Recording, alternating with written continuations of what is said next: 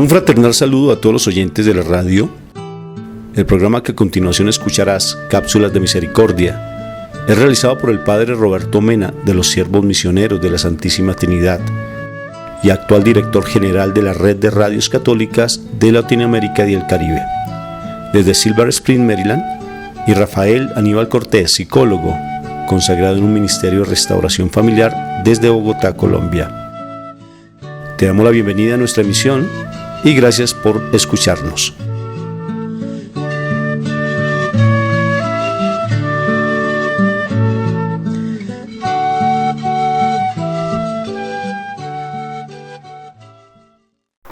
Oyentes de la radio, un cordial saludo de paz y bien a todos, cada uno de ustedes.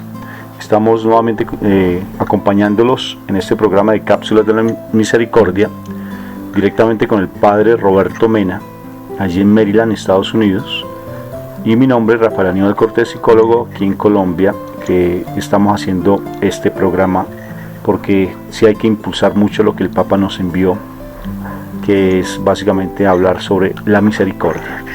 Padre, mucho gusto en saludarte. Pues muchas bendiciones a ti, Rafael, y a cada uno de los oyentes de esta red de radios católicas de América Latina y del Caribe. Bueno, Padre, ya hemos estado trabajando un buen tiempo todo este año sobre lo que ha sido este año jubilar, lo que ha sido la misericordia, hemos dado testimonios, todo lo que ha sido también las obras de misericordia, sacerdotes, santos. Y hemos hablado también, por ejemplo, de Sor Faustina Kowalska, hemos hablado de incluso también de Santa Teresa, Padre, se me fue, la Madre Teresa de Calcuta.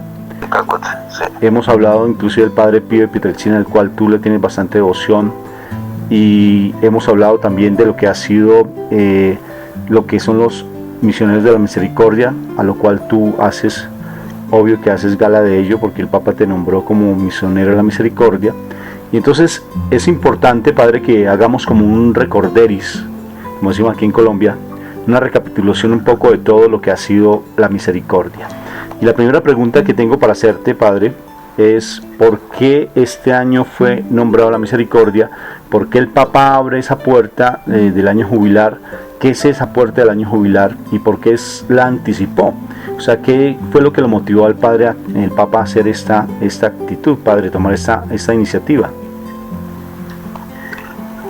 Pues creo que lo que más le impactó a él era la necesidad de que la gente recibiera pues una gracia especial en un año dedicado a la misericordia, ya que él siempre le ha tenido pues mucha devoción a la misericordia, así en su propio escudo como obispo de Buenos Aires, él tiene como título "Me miró Dios con misericordia", así que este tema de la misericordia ha sido predominante en toda la vida del Papa Francisco. Y Padre, ¿qué es el año jubilar? O sea, estoy haciendo preguntas para que todos los oyentes pues empecemos a darle mucho más fuerza, porque ya se nos acaba el año de la misericordia ahora en noviembre. Pero ¿qué es el año jubilar? ¿Qué fue lo que hizo el Papa Francisco con el año jubilar? ¿Qué es la apertura de esa puerta del año jubilar? Para que nos expliques un poco, Padre. Pues el año jubilar es un año en que se reciben gracias especiales. Normalmente se van realizando cada 10 o cada 20 años. Pero el Papa Francisco de alguna manera adelantó ese tiempo para que pues es un tiempo de misericordia, de gracia, en que se va perdonando los pecados de las personas, especialmente de los que han estado más lejos de Dios y de su iglesia. Y el Papa, pues al ver tanta necesidad que hay en el mundo, en especial porque pienso que él dijo algo muy importante, que había mucha apatía en las personas, la gente ya no tenía conmiseración frente a la necesidad del otro, ya había una fuerte actitud por parte de toda la humanidad que es la indiferencia, y eso pienso que lo motivó también, Padre, fue una gran influencia, ¿no es cierto? Sí, pues también lo que es el mundo, la realidad del mundo, tanta necesidad que tiene de que hayan personas que escuchen a los demás, sobre todo sacerdotes, que puedan escuchar a las personas en el sacramento de la confesión. Qué bueno, padre, y pienso que a partir de allí se empiezan a gestar una cantidad de cosas muy bonitas, como la decisión de nombrar a 1025, creo que son, padres misioneros de la misericordia.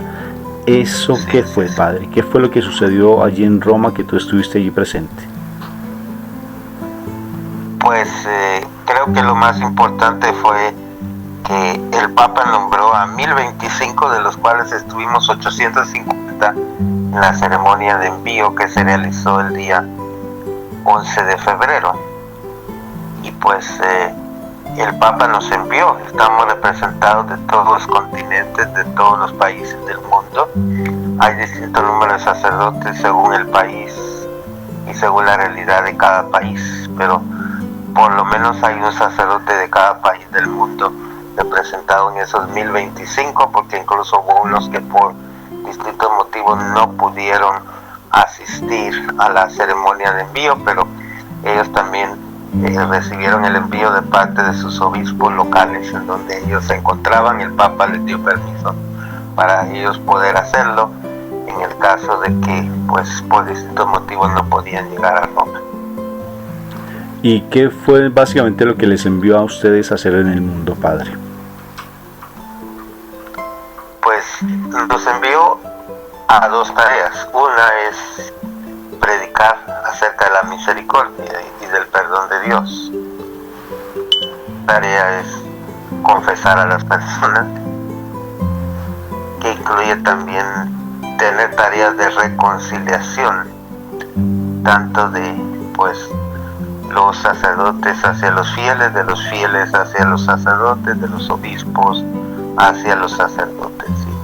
Algo importante de saber es que pues también tenemos un poder especial de parte del Santo Padre de perdonar ciertos pecados que están reservados solamente al Sumo Pontífice, como son las personas que han desacralizado el sacramento de la Santa Eucaristía, o también lo que tiene que ver con pecados de laicos a sacerdotes y de sacerdotes a laicos, pecados de corrupción y distintos delitos criminales. Todos esos pecados tenemos la autoridad del Papa para poder perdonarlos en este año de la misericordia.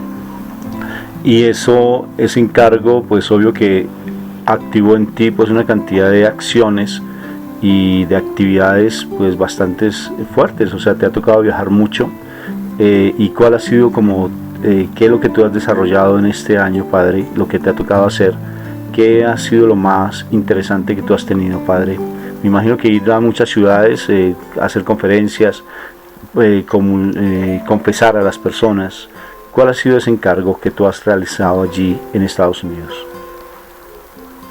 Pues sobre todo he llegado a asistir a los lugares donde hay más escasez de sacerdotes, sobre todo que hablen español, y donde hay más comunidad hispana, pero a veces no tienen muchos sacerdotes que los puedan escuchar en español. Entonces a esas diócesis es a donde me he dirigido principalmente, ya que el mandato ha venido de la Conferencia Episcopal de los Obispos de Estados Unidos de América. Entonces ellos mismos fueron los que pues, me dieron los lugares donde yo debía asistir en este año de la misericordia. Han sido lugares escogidos específicamente porque hay una gran necesidad de sacerdotes de habla hispana. Y me imagino que también has difundido mucho la devoción al Padre Pío de Pietrelcina, ¿no es cierto? Porque de todas formas eres muy devoto a él, y eso ha sido también para que la confesión, las personas se acerquen mucho más a la confesión, padre. Así es, porque el Padre Pío, pues para las personas que no lo saben, su cuerpo incorrupto estuvo presente en la ceremonia cuando el Papa Francisco nos envió a todos los misioneros. Entonces, él es uno de los patronos de la misericordia en este año. Entonces, sobre todo he hablado de su capacidad de ser un buen confesor y pues de poder leer los corazones y las almas de los penitentes que llegan y se acercan a la confesión, y el poder que él tiene de oración también y de intercesión para los sacerdotes que realizamos ese oficio de confesar a las demás personas. Y en eso has tenido bastantes anécdotas, personas incluso que hacía mucho tiempo que no se confesaban, matrimonios que han vuelto a restablecer su vínculo, matrimonios que no se habían casado, personas que estaban en relaciones libres, pero que posteriormente ya se casan. O sea, has tenido bastantes cosas interesantes que me imagino que se han manifestado desde en este tiempo que tú has estado como misionero de la misericordia, Padre, que tú has podido ver y para que nos compartas, en especial para incrementar, pienso que la fe, porque a veces se nos ha disminuido en ocasiones por esa indiferencia, como bien el Papa Francisco lo dice. Sí, pues creo que lo que más me he dado cuenta es que las personas tener esa necesidad de ser escuchados muchas veces dejan la confesión a un lado porque tal vez el sacerdote de su parroquia no habla suficientemente español, entonces pueden pasar hasta años y las personas no poder confesarse porque no simplemente quieren que pues los escuchen sin entenderlos, pero las personas están acostumbrados a que los escuchen con atención y al mismo tiempo que les den también un pequeño consejo de cómo actuar en determinadas situaciones, cómo hacer un proceso verdaderamente para que la confesión pueda tener un sentido, ya que sabemos que hay ciertos pasos para hacer una buena confesión. Entonces, pues yo siempre los recalco y el Padre Pío lo recalcaba también mucho, como es el propósito de enmienda, que es que la persona quiera cambiar, quiera dejar su anterior vida de pecado y acercarse a Dios.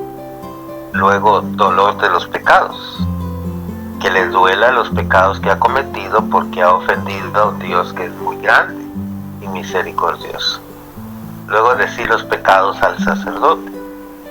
No es fácil decir los pecados al sacerdote. El Papa Francisco nos lo decía en el entrenamiento que nos dio a los misioneros de misericordia, que teníamos que ser nosotros como un manto de misericordia que cubriera la vergüenza de las personas, porque nos decía él que muchas personas acuden al sacramento de la confesión pero con mucha vergüenza porque se sienten culpables de los pecados cometidos, y entonces la misión de nosotros como misioneros de misericordia es poder escucharlos, poder animarlos a que confiesen todos sus pecados, incluyendo los pecados que les dan más vergüenza, aquellos pecados que tienen muchos años de no confesar, incluso aquellos pecados que ellos necesitan para su bien espiritual, de poder detallarlos mejor para sanar su alma. Entonces es importante que el sacerdote tenga tiempo para escuchar, y por eso el Papa Francisco nos ha enviado para que podamos atender a las personas en ese sentido. Entonces, decir los pecados al sacerdote y luego una penitencia que el confesor impone a las personas. Normalmente yo la penitencia que pongo es una penitencia de acuerdo a las situaciones que las personas están enfrentando. Entonces, eso es lo más importante para entender. Entonces, creo que durante este año de la misericordia, pues este proceso que es lo más normal para algunas personas que son fieles y devotas de la iglesia, pues para los que no acuden frecuentemente hay que guiarlos paso a paso para que lleven a cabo este proceso. Incluso en mi blog que tengo en el internet tuve que escribir un examen de conciencia al cual le refiero a las personas y lo pueden leer antes de llegar a la confesión. Los que quieren ver ese blog que tengo en el internet pueden buscar en la página de Aleteia, que es una agencia de noticias católicas en español, y se llama El blog diario de un hospital de campaña. Y ahí encuentran varios de mis artículos referidos a distintos temas que están relacionados con este jubileo de la misericordia, porque cada 2 o 3 semanas estoy escribiendo un artículo diferente.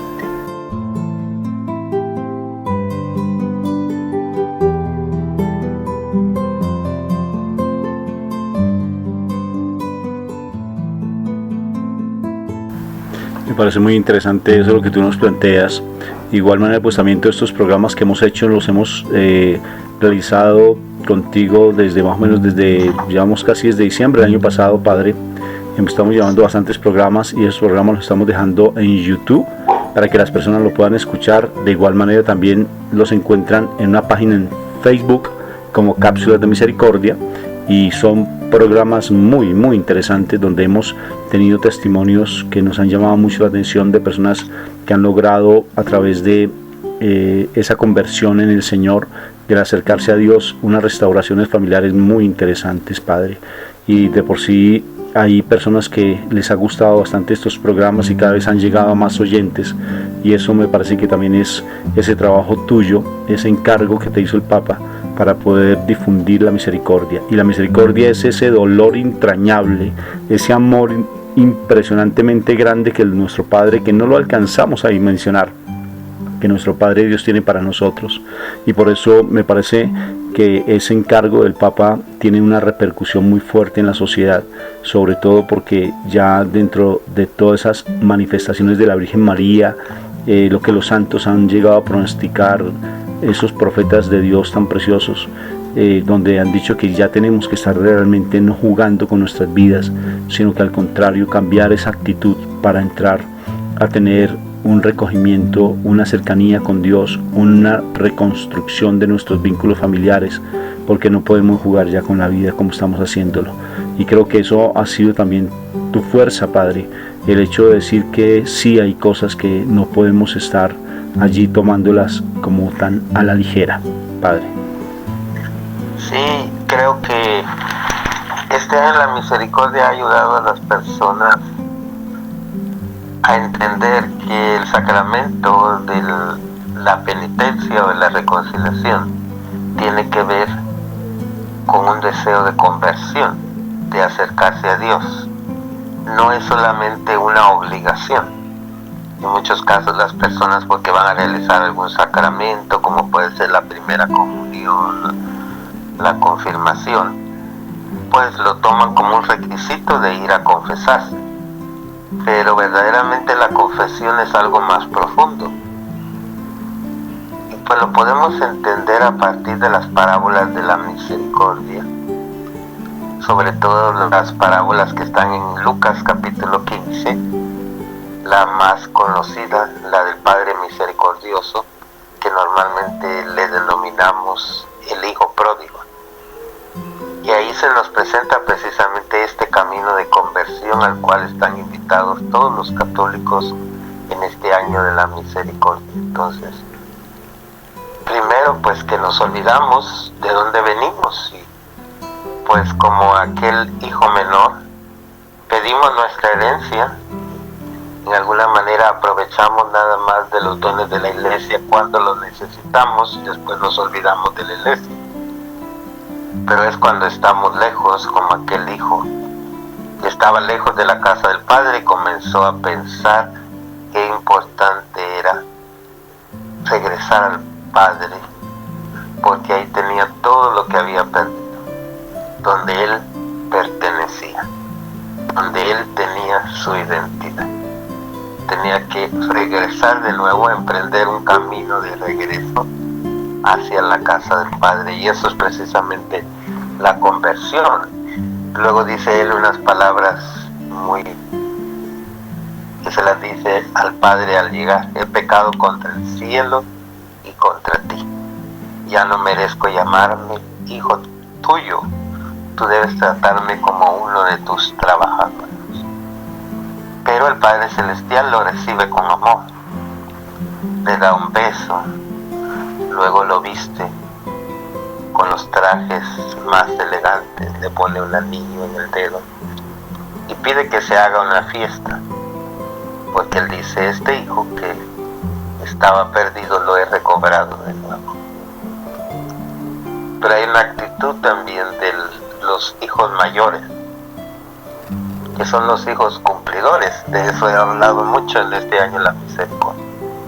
Son aquellos católicos que creen que cumplen, pero yo digo católicos del cumplimiento, que cumplen y mienten a la vez, porque están cumpliendo con ciertos requisitos legales, pero en realidad mienten porque su corazón no le pertenece a Dios. Así estaba este hijo mayor, que estaba nada más exigiéndole al padre. Dice, a mí nunca me has dado una fiesta. Y viene este hijo que ha malgastado el dinero en las prostitutas y a él sí le das para hacer una fiesta. La respuesta del padre es impresionante cuando le dice, pues todo lo mío es tuyo y tú pudieras haber aprovechado de esa fiesta cuando tú quisieras, pero nunca me has pedido una. En cambio me he dado cuenta que este hijo menor verdaderamente merecía esta fiesta para que él se sintiera bienvenido en la casa. Entonces, todos estos personajes que son en realidad parte de la confesión y parte de nosotros mismos como miembros de la iglesia, es lo que sucede precisamente en el confesionario cuando se acercan los fieles a recibir este sacramento de la reconciliación. Y este proceso es el que yo he visto en muchas personas que han llegado a valorar la confesión de una manera diferente en este jubileo de la misericordia. Si para algo ha servido este año, es para reenfatizar el valor de la confesión y poder entender que el confesionario no es un lugar de castigo o de juicio, sino que es el trono de la misericordia de Dios, como nos lo ha enfatizado en muchas ocasiones a lo largo de este año el Papa Francisco. Padre, ahí uno no logra dimensionar el corazón del Señor, de su misericordia. Hay preguntas, por ejemplo, que a veces uno se hace. Hace poco una persona de la institución, uno de nuestros jefes en la institución, se quitó la vida por una situación pasional. Y te hacíamos la pregunta que si realmente esa persona se condenaba o se salvaba, porque generalmente siempre un suicidio, pues eso no deja de marcar mucho en la vida de nosotros, los que estamos muy cercanos a esas personas, y también qué pasa con ellos, porque el dolor más grande será que ellos realmente se salvarán, estarán ante la presencia de Dios. Esa pregunta nos la hacían, Padre, y sí sería interesante que tú nos las contestaras como ese misionero de la misericordia que eres.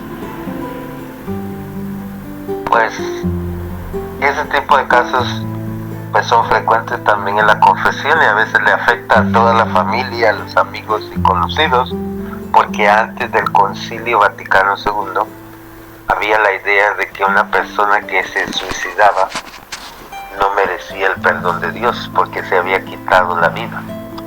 Incluso existía la costumbre de que una persona que se suicidaba o suicida no podía tener funeral, ni siquiera no podía entrar dentro de la iglesia, ni podía pasar enfrente de la iglesia cuando lo enterraran. Tenía que irse de su casa directo al cementerio sin pasar por la iglesia. De alguna forma era como un castigo público y que todas las personas se dieran cuenta de que era un pecado muy grave. Pero ese, en lugar de ayudar, lo que hizo fue hacer que las familias se sintieran más alejados de Dios y de la iglesia. Así que después del Vaticano II, la iglesia hizo como una enmienda a todo esto y llegó a decir que nosotros no sabemos qué es lo que sucede en lo más interior de la conciencia en el último momento de esta persona. Si tuvo pues ese instante de reflexión y de conversión que le pidió perdón a Dios, y si tiene un instante así, pues Dios es misericordioso y lo perdona, porque Él no puede mandar al infierno a una persona simplemente por mandarla, sino que En muchas ocasiones la persona que se suicida es porque lleva una presión muy grande, una carga muy grande a nivel emocional, psicológico, que en muchas ocasiones no lo ha podido platicar con nadie. Hay personas que no están acostumbrados a hablar ni con un sacerdote, ni con un confesor, ni con un orientador de sus problemas. Y lo que van haciendo es que se van acumulando y guardando en su interior todas esas heridas y traumas del pasado. Y cuando, por ejemplo, pues tienen una situación afectiva, pasional, no saben cómo enfrentarla. En lugar de reconocer sus propios errores, o en lugar de dialogar con la persona, llegar a un acuerdo o descubrir, pues es necesario un rompimiento de la relación aquí. Pues lo que hacen pues es quitarse la vida, en alguna manera es como no querer enfrentar las situaciones. Pero eso es parte de la inmadurez también. Pero como yo digo, no sabemos qué es lo que sucede en el momento cuando alguien decide quitarse la vida. Si después, en ese momento que lo hace, también se arrepiente interiormente de lo que ha hecho. Entonces por eso es que la iglesia actualmente pues puede realizar misas de funeral para que se suicida también. Entonces eso es muy importante porque le da consuelo a los familiares, porque pues ellos no tienen la culpa de la situación ni entienden qué son las motivaciones interiores de la persona. Entonces yo creo que para el bien espiritual de las familias, en muchas ocasiones he visto yo que después del funeral, esas familias de los suicidas se acercan más fuertemente a la iglesia, especialmente si el sacerdote les da un trato amoroso y preferencial durante el tiempo del funeral, que los escucha, que los atiende, no solo durante la misa, pero también les da un seguimiento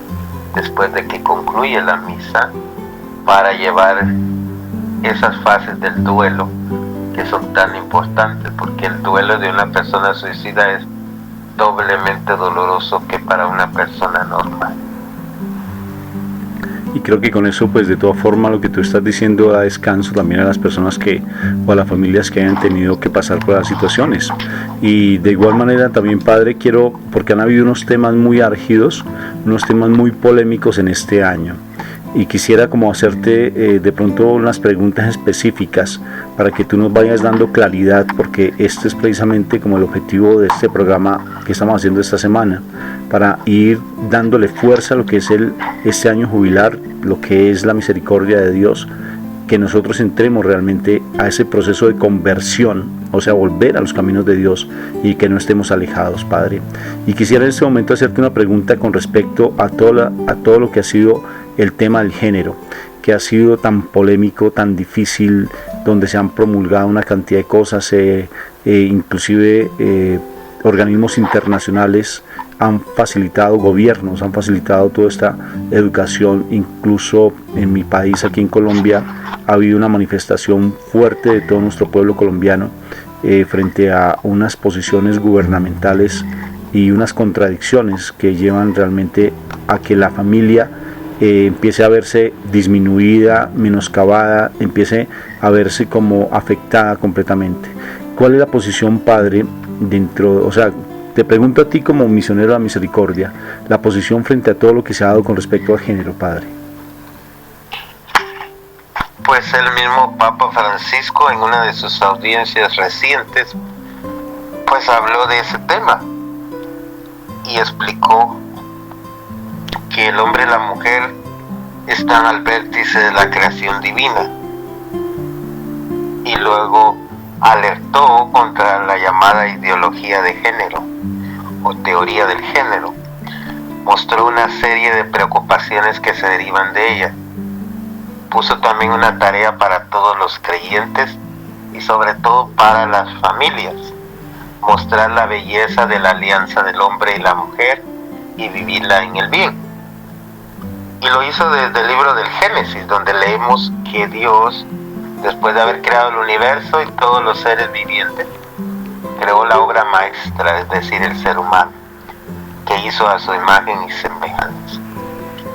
Y el Papa Francisco subrayó que la diferencia sexual está presente en muchas formas de vida, en la larga escala de los vivientes, pero solo en el hombre y la mujer lleva en sí la imagen y semejanza de Dios. Entonces esto nos dice que no solo el hombre ha tomado en sí la imagen de Dios, no solo la mujer ha tomado en sí la imagen de Dios, sino que el hombre y la mujer como pareja también son imagen de Dios. Por lo tanto, la diferencia entre hombre y mujer no se da por contraposición o subordinación, sino por la comunión y la generación, siempre imagen y semejanza de Dios. Eso el pontífice ha asegurado que la experiencia nos lo enseña, que para conocerse bien y crecer armónicamente el ser humano tiene necesidad de la reciprocidad entre hombre y mujer, y cuando no sucede se ven consecuencias, porque estamos hechos para escucharnos y ayudarnos unos a otros. Y en la relación matrimonial, pues en el pensamiento, en la acción, en los afectos y en el trabajo, se complementan tanto el hombre como la mujer.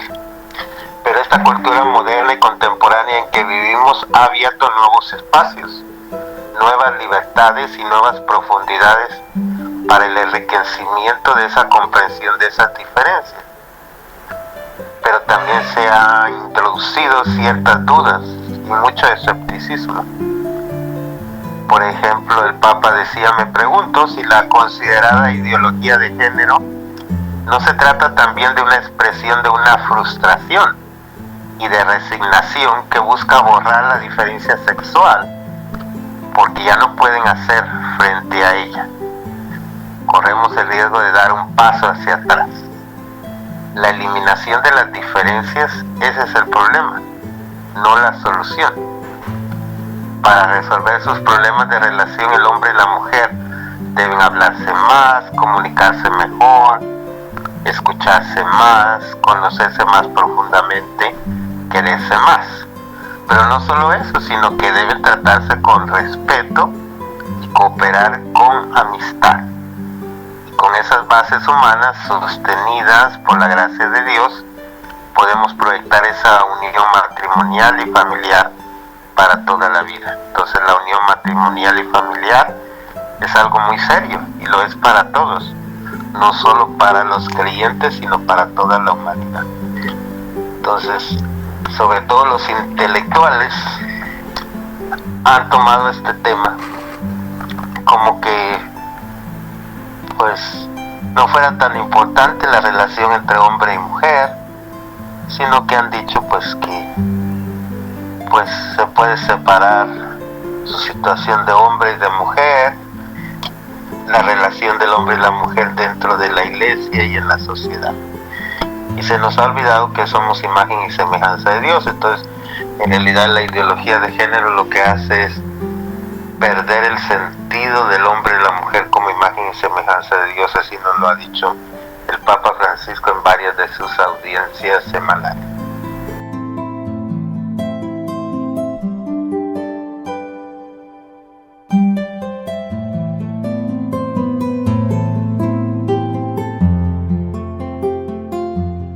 Ese es un tema que todavía sigue siendo muy polémico y eso es señal de que definitivamente si nosotros no nos tomamos una fuerza o no tomamos una actitud en nuestros hogares, en nuestras propias vidas, de esa conversión que tú estás diciendo y que el Papa ha fortalecido ese concepto, definitivamente pues vamos a permitir siempre que eso se siga dando. De todas formas, esto es histórico, o sea, desde tiempos bíblicos siempre se ha dado, desde el Antiguo Testamento, desde incluso las primeras comunidades siempre se ha dado lo que pasó en Sodoma y Gomorra, lo que ha pasado también con los sumerios, que se permitía, por ejemplo, el hecho de que una niña tenía que estar en el atrio del altar de ellos y cualquier hombre que pasara perfectamente podía tener una relación sexual con ellos.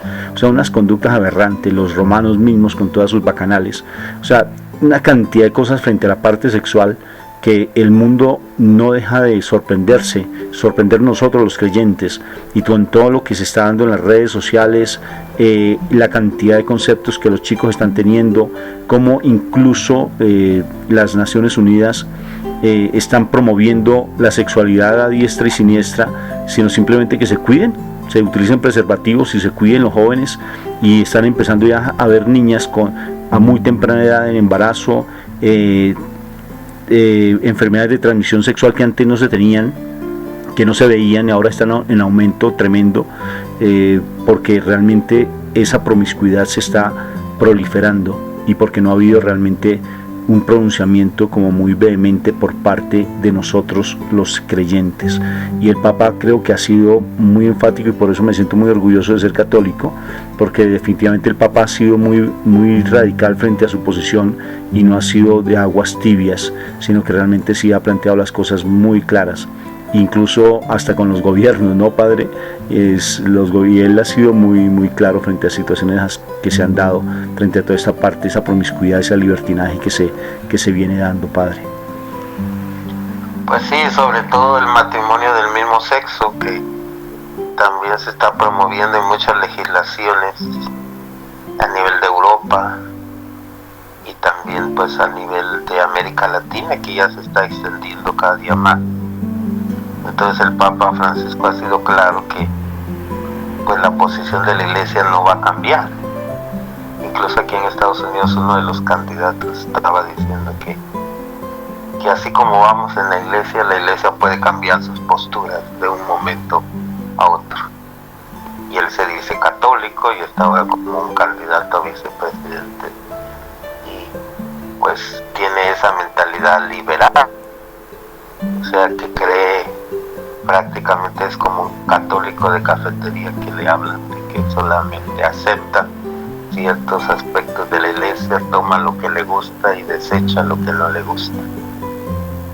Y eso se está dando en muchos políticos del mundo. Entonces el Papa Francisco ha dicho que todos los que tienen una responsabilidad civil y política, que son presidentes, gobernantes o legisladores, tienen la misión de que, si son creyentes, pues influir con la doctrina católica todo lo que hace.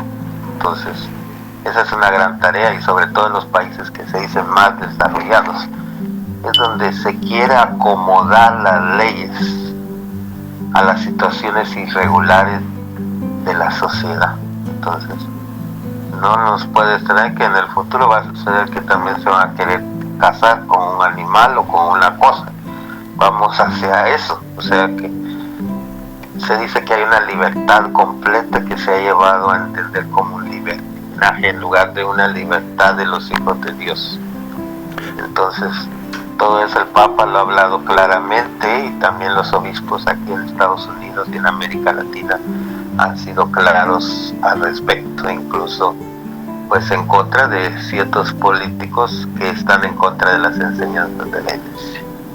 Y para eso tienen que necesariamente empezar a ver al interior de la casa, de nuestros hogares, al interior de las comunidades, de nosotros los seglares, los que estamos allí comprometidos, una búsqueda constante de esa santidad, de que en nuestros hogares sí esté la presencia de Dios, porque no podemos permitirnos, Padre. Yo alguna vez hacía una reflexión que, por ejemplo, analizando todo lo que se ha dado históricamente, lo que te decía ahora, me parece importante que nosotros tengamos, que en nuestro hogar seamos testimonio, porque a veces empezamos a hacer esa luz en la calle y oscuridad en la casa, y hablamos muy fuerte en los grupos apostólicos y en nuestros grupos de comunidad, pero realmente en nuestra casa tenemos dificultades. Si queremos hacerle frente a todas esas adversidades que están dando, a todas las situaciones de los gobiernos que quieren hablar de esa cultura de género, que quieren tergiversar el mandato de Dios, lo que está escrito en la palabra, pues lo primero tenemos que estar es en la casa, dándole fuerza a esa parte espiritual. Por ejemplo, te comparto, y gracias por la aceptación que tuviste con nosotros en nuestra comunidad Shekinah La Misericordia, donde mi esposa trabajamos conjuntamente con personas de diferentes países a nivel de internet, y si tú estás interesado, con mucho gusto puedes hablar con nosotros y te acogemos en nuestra comunidad. Y bien se llama, Padre, que hay personas allí, hay sitios donde realmente la gente ha perdido su horizonte, Padre. La gente dice creer, pero no buscan su santidad, no buscan el interior de sus hogares el hecho de tener a Dios como centro, y se ha perdido realmente eso. Y eso es lo que buscamos nosotros, que realmente la familia esté muy centrada en la parte espiritual, porque no hay otra respuesta. El mismo Jesús nos lo decía: sin mí nada pueden hacer. Sin mí es difícil que realmente puedan llegar a tener esa paz en sus hogares. Y tomamos, me gustó ese concepto tuyo, a un Dios simplemente pasajero, a un Dios, ¿cómo fue lo que tú dijiste? El cumplimiento, ¿no es cierto? Cumplo y miento, y no le damos fuerza a toda la presencia de Dios en nuestras vidas. El Papa Francisco, por eso me fascina tanto la actitud que él ha asumido, que ha generado mucho revuelo, incluso también frente al hecho de unirse con las diferentes iglesias. Ya después de tantos años pudimos hacer una alianza por fin con la Iglesia Ortodoxa, que es nuestra hermana. Lo único que cambian es un poco de pronto la forma de hacer las celebraciones, no sé, algunos conceptos, pero no son mínimas las diferencias, y en ese momento ya estamos unidos. Y eso es lo que nos está invitando el Papa, que estemos en unidad y que no estemos de verdad viendo o peleando entre los diferentes grupos apostólicos, sino que cada vez nos unamos, Padre. Y eso es importante, y sobre todo en esos temas fundamentales estamos unidos. Entonces, la belleza del matrimonio, que a pesar de las dificultades, las incomprensiones, las tentaciones, el divorcio no es el único camino para resolver las situaciones, sino que hay que tratar siempre el diálogo. Entonces, yo he sido testigo, pues en este año de la misericordia, las parejas que han acudido conmigo, también varios los he escuchado, y me he dado cuenta que a veces pues solamente necesitan una persona externa que los pueda escuchar, ayudar y orientar, porque en realidad no es como ellos dicen, la culpa la tiene él o la tiene ella, pero que en realidad los dos han fallado, que cuando reconocen sus errores pues pueden seguir adelante. Entonces este año la misericordia también es para restaurar los matrimonios, las familias. Recordemos que durante este jubileo de la misericordia también se ha realizado el sínodo de la familia, y también el Papa nos ha dado un documento, una exhortación apostólica que se llama La alegría del amor, Amores Leticia, donde nos está hablando pues de todas las bendiciones de la vida matrimonial, y luego también las propuestas que el Papa Francisco tiene para mejorar lo que es la formación matrimonial. Entonces él se ha dado cuenta que es necesario que las parejas antes de casarse se preparen mejor, hasta el punto de que dice pues si los sacerdotes se preparan 7 años para recibir el sacramento del orden sacerdotal, pues las parejas por lo menos debían tardar de 1 a 2 años para que haga una buena preparación interior, espiritual, y también de toda la enseñanza de la iglesia, porque en muchas ocasiones cuando llegan a la confesión le preguntan a uno: a mí nunca me han dicho esto cuando yo recibí el sacramento, o cuando yo tuve el retiro prematrimonial, nunca me hablaron, por ejemplo, de los métodos artificiales de control de la natalidad que no están aceptados por la iglesia, y se quedan asustados cuando uno les habla de esos temas. Dice: a mí nunca nadie me había hablado de eso en mis 10 años de sacerdote, de casados, mis 10 años pues de vida matrimonial, nunca había escuchado acerca ni de los métodos naturales ni artificiales de prevención de la natalidad, qué es lo que la iglesia piensa. Nunca se ha hablado de esos temas, ¿sí? A veces en los retiros se habla, pero como que muy superficialmente, y hay algunos que ni siquiera tocan el tema porque lo consideran muy controversial.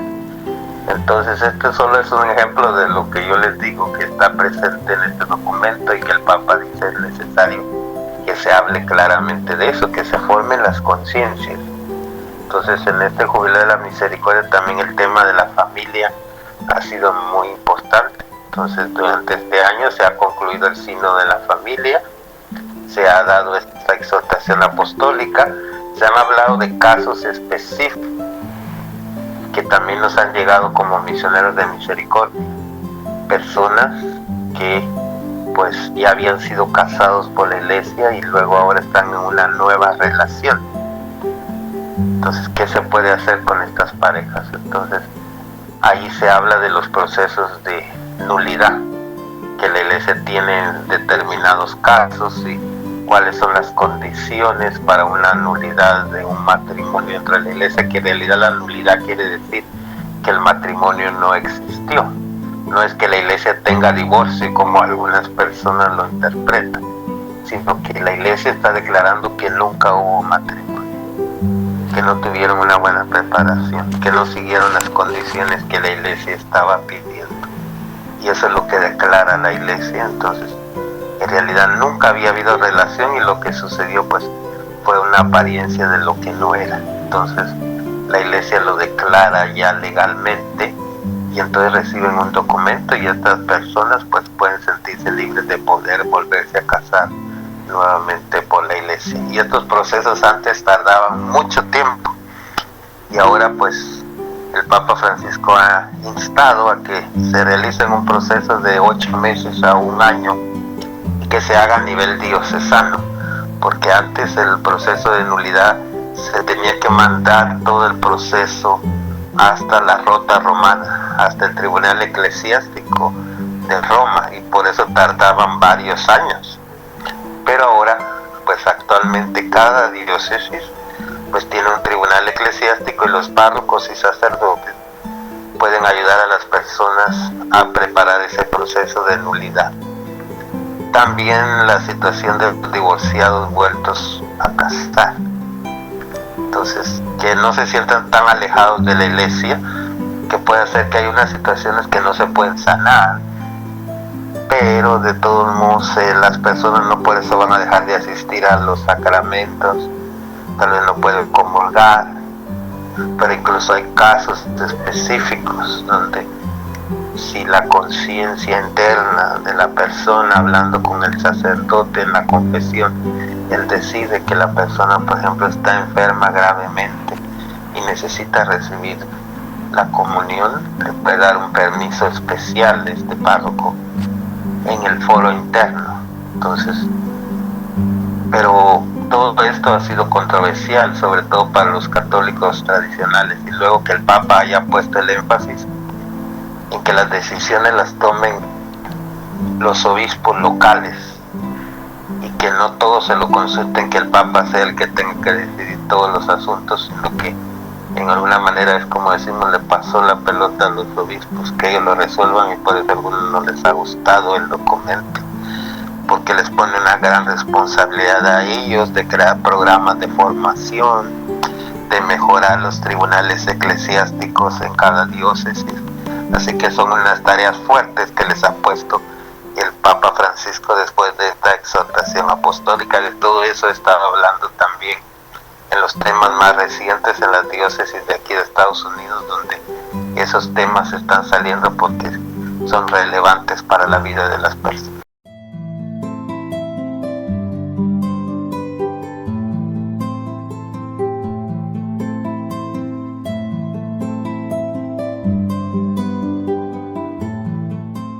Padre, y el Papa definitivamente se está haciendo mucho énfasis en lo de la familia y le da la importancia que se merece la familia.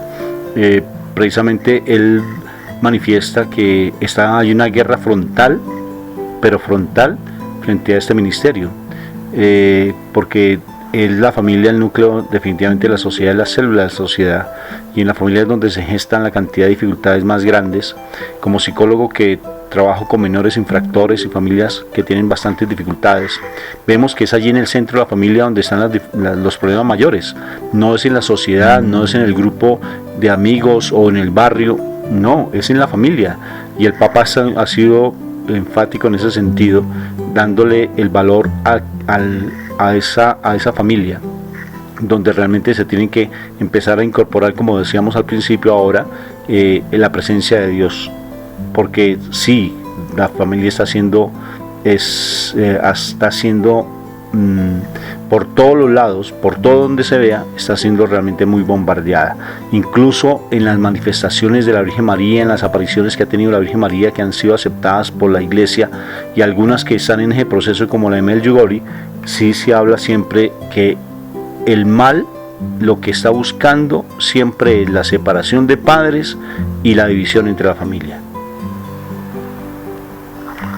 Y el otro tema que también se ha tocado es el tema de las vocaciones sacerdotales, que hay una crisis, sabemos de que no hay el mismo número de sacerdotes para cubrir todas las parroquias y las diócesis del mundo, pero el Papa ha enfatizado que el problema no es una crisis de la Iglesia, sino él dice que es una crisis de las familias, y como las familias ya no oran, ya no les hablan de la importancia de la vocación a la vida sacerdotal e incluso del matrimonio, no se les habla suficientemente a los niños y a los jóvenes, tampoco se les da ejemplo. Entonces sucede que ya nadie quiere seguir la vida sacerdotal, no le llaman la atención, porque dicen, pues si yo pues puedo casarme, entonces qué sentido tiene yo sacrificar mi vida y ser un sacerdote viviendo en pobreza, en obediencia y castidad. Entonces, pero si se les leyera más la vida de los santos en las familias como se hacía antes, pues por ejemplo Santa Teresita del Niño Jesús, que sus dos papás que la encaminaron a ella a la santidad, por eso ellos también ya fueron canonizados, porque ellos fueron los que le hablaron de santidad a Santa Teresita, y ella pudo entender el valor de su castidad porque desde niña se le hablaron de esos temas. Entonces, pues como decía el padre Peyton aquí en Estados Unidos, la familia que reza unida permanece unida. Pero si queremos más sacerdotes, más vocaciones a la vida sacerdotal y religiosa, que va a ser el tema en este año 2017, porque el Papa ha convocado ahora el próximo sínodo, va a ser acerca precisamente de el tema de las vocaciones y de la familia y de los jóvenes, especialmente las vocaciones y los jóvenes. Entonces la juventud es la que necesita ahora más énfasis de que ellos desde niños se les pueda enseñar todos los valores de la Iglesia. Hemos abandonado la formación de los niños y de los jóvenes en el hogar y se las hemos dejado a otras personas. Entonces se dice que le enseñen en la escuela, incluso que le enseñen en la iglesia, en el catecismo, y los papás han abandonado su tarea como educadores y formadores de sus hijos, y es lo que el Papa Francisco quiere que se vuelva a recuperar, y es lo que va a seguir profundizando en estos años que vienen. Padre, y precisamente ya que hablamos de todas estas situaciones que están dando con las vocaciones, también hablamos del clero, y hay algo muy particular. El Papa empieza a trabajar fuertemente toda la parte de la reconstrucción, no sé si sería el término más apropiado de la Iglesia, el fortalecimiento de la Iglesia, el fortalecimiento de la fe a través de la misericordia, que volvamos realmente a esos procesos de conversión, y empiezan a manifestarse situaciones muy fuertes allí en el Medio Oriente. Empiezan a existir muertes en Europa de sacerdotes, no más aquí cerquita en México. De igual manera también empiezan a manifestarse situaciones complejas aquí en Colombia también, con la guerrilla que le ha quitado la vida a sacerdotes. Entonces, ¿qué sucede, Padre? ¿Realmente sí tiene que ver con lo que el Papa está haciendo, con la manifestación del Papa, y el mal se quiere levantar? ¿O esto es señal? Hago la claridad porque hay muchas personas que tal vez lo piensan de esa manera. Esto es señal definitivamente de los últimos tiempos. O sea, ¿cómo tú lo interpretas como misionero, Padre? Pues yo creo que en las profecías de Fátima se hablaba, fíjense, desde los años 1919 en adelante ya se hablaba de que antes del final de los tiempos las luchas más fuertes iban a ser en relación a la familia y a los sacerdotes.